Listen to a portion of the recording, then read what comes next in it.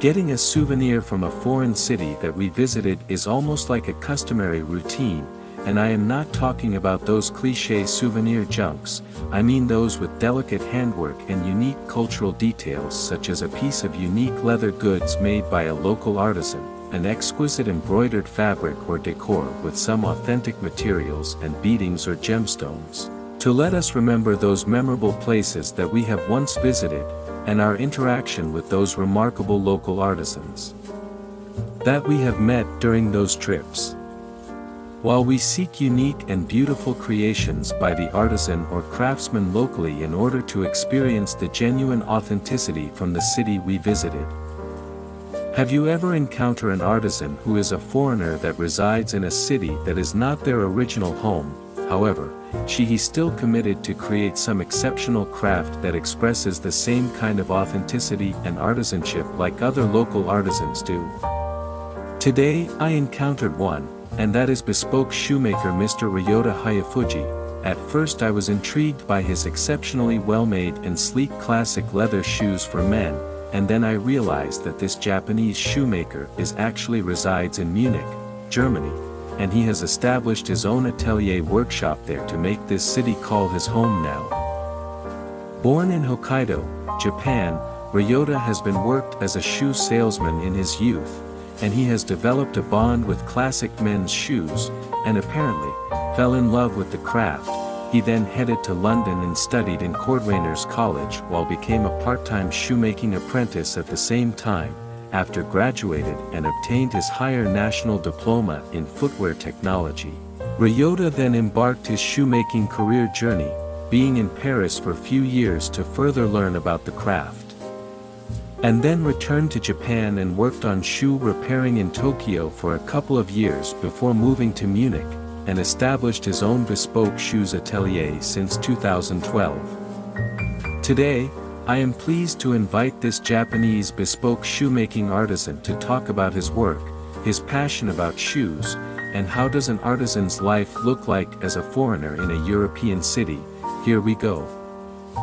Hi Ryota, a delight to have you to talk about your work here. Firstly, your passion about shoes has started when you were young. Can you tell us more what fascinates you about men's classic shoes? And why did you decide to shoemaking will become your life career?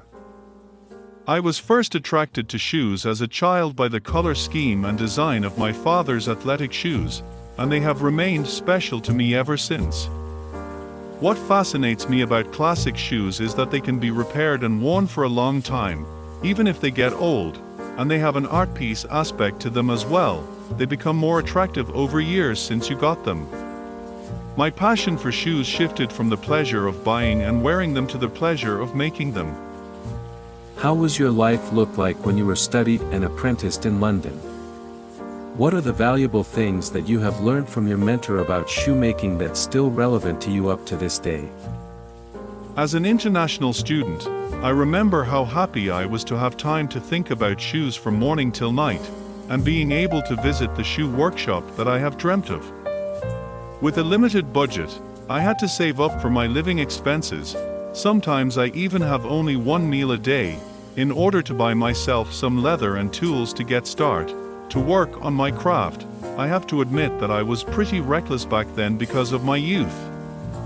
My mentor, Paul Wilson, was a young shoemaker, far from the gray-haired, mustached old master that I had imagined.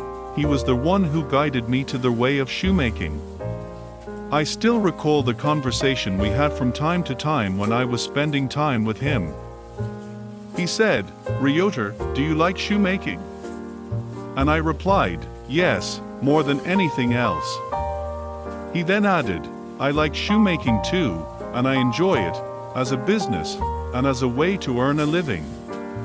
If you make shoes just as a hobby, then don't even think about becoming a shoemaker, don't do it." I feel that after starting my own business, I finally understand the nuances of my mentor's words. Dimitri Gomez, my mentor in Paris, is a craftsman of great skill and expression, and a man of character who is liked by all. He used to tell me that a bourtier, shoemaker, is a craftsman who can make shoes with his own hands from start to finish. I think I was taught this as a kind of preparation to become a shoemaker, as shoemaking has always been, and still is, a team of several skilled craftsmen working together to make a pair of shoes.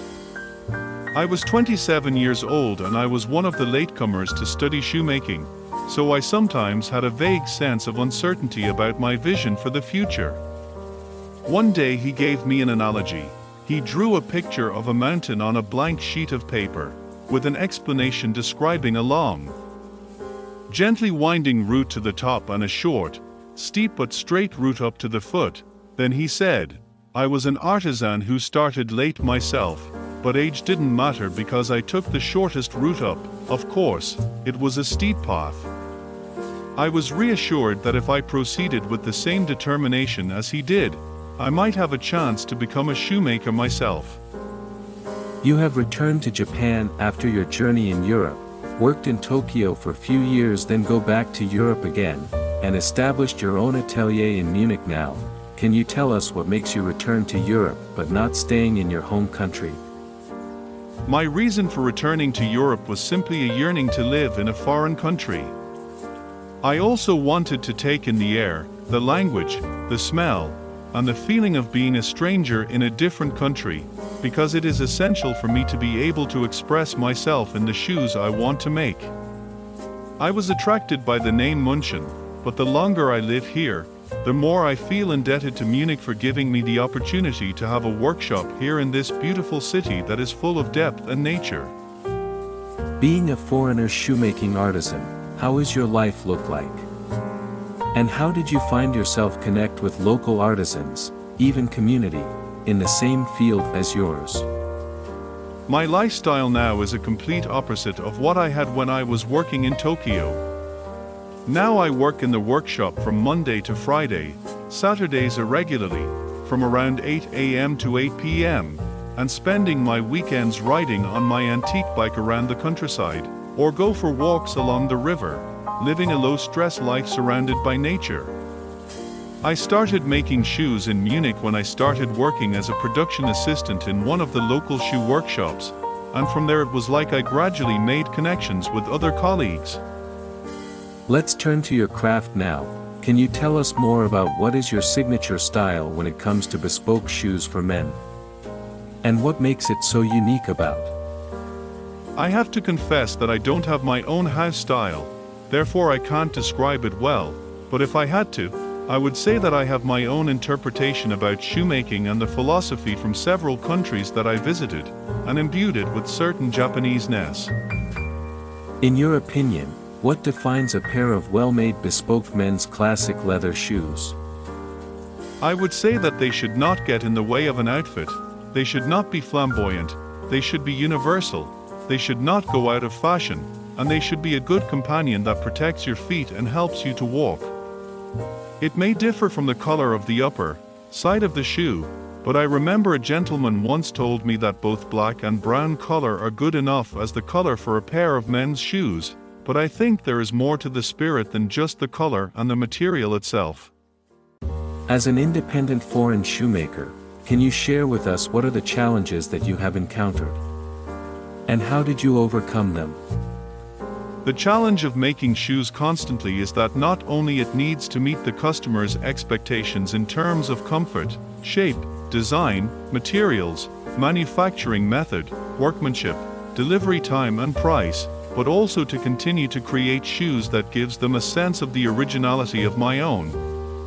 It is an endless quest, a difficult challenge and a task for me. You have held multiple trunk shows back in Japan before, despite the pandemic. How did your craft responded in Japan compare with your clientele here in Europe? It's hard to compare or pointing the difference between those two in a strong way. In my experience, German customers want shoes with a design, color, comfort and durability that blend in with their everyday wear, while Japanese customers seem to want special shoes that are made with fresh designs, shapes and materials. This means matching the outfit with the shoes as the main feature. Now let's talk about yourself. Can you tell us which pair of shoes in your closet now is your favorite and why? I don't own that many shoes, But in terms of dress shoes alone, I have self-made Oxfords and Derbys in black and brown respectively, which I wear all the time, from formal to work purpose, not just for special occasions.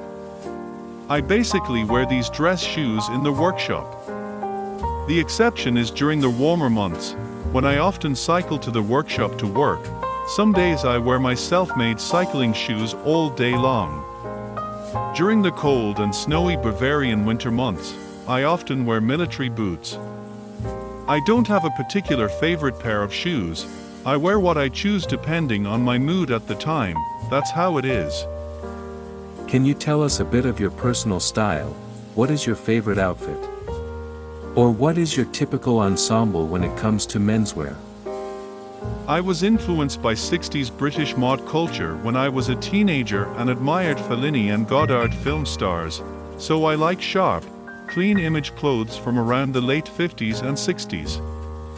I also like classic Italian suits that never go out of fashion, such as the Fiorentina and Napolitana suits made by my sartorial friends, but I also like vintage clothes, and I wear those as everyday wear. Currently, for my professional life, denim, a work coat and a leather apron are my typical outfits.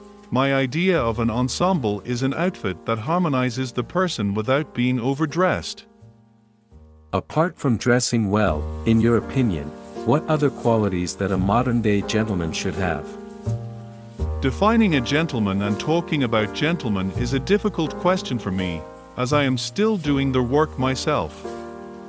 If someone approaches you one day and asks you how to become a great bespoke shoemaker, what is your advice for him or her?